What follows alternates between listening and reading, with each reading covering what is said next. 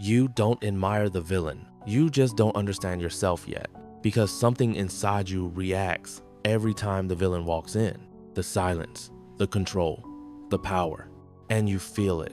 Even if you don't admit it, you sit there watching and a part of you leans forward, not toward the hero, but toward the one who breaks the rules. Why?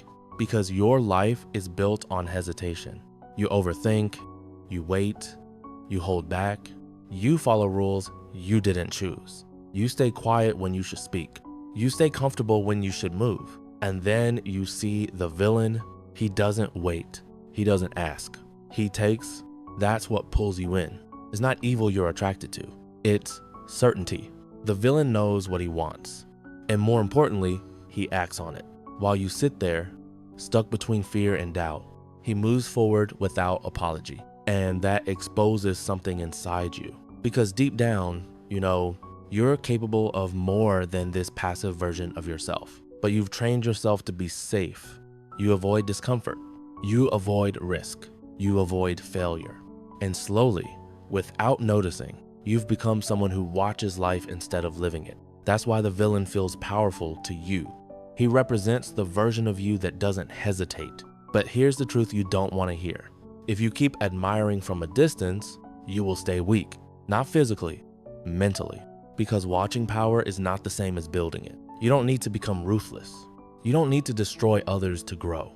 But you do need to stop being soft with yourself. You need discipline. You need to do things when you don't feel like it. You need to act even when your mind tells you to wait. You need to move while others are still thinking. Wake up early when it's hard. Train when your body resists. Work when distractions call you back. That's how you build real power.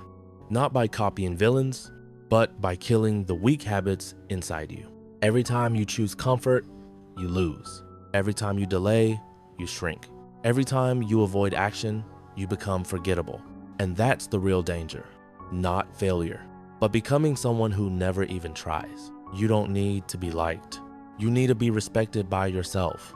And that only comes from action, from showing up when it's hard, from doing what others avoid, from building a version of yourself that doesn't need motivation. One day, if you stay consistent, people won't recognize you anymore.